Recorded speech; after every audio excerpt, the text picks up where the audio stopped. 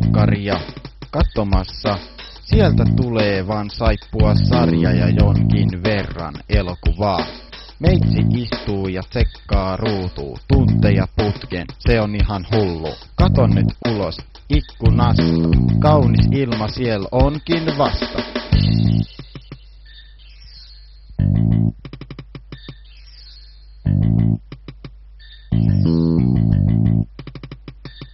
Siis nosta ahterispenkistä, et suinkaan ole jenkeistä.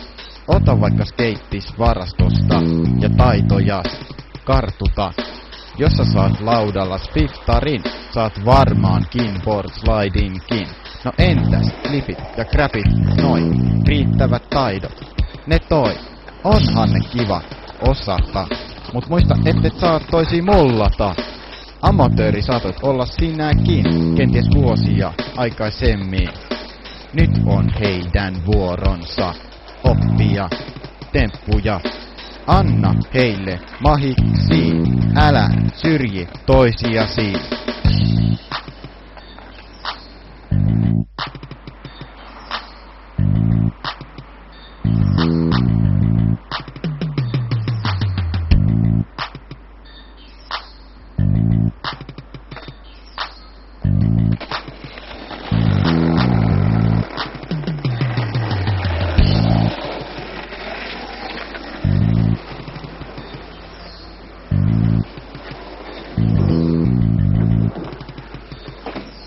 Kyllä heistä aikanaan jotain tulee.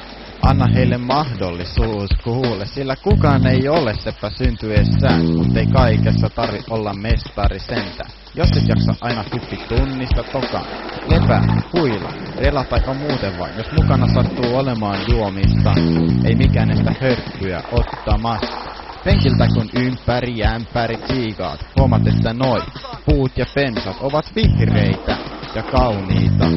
Alkuräjähdyksestäkö kaikki tämä valhetta? Höpöhöpölöpölöstä ajossa uskonmoista sontaa. Jumala voi oikealle tielle sut johtaa. Seuraavalla tauolla selvitetään, mitä kaiken takana on. Hei, nyt skedetään, skedetään, skedetään, skedetään.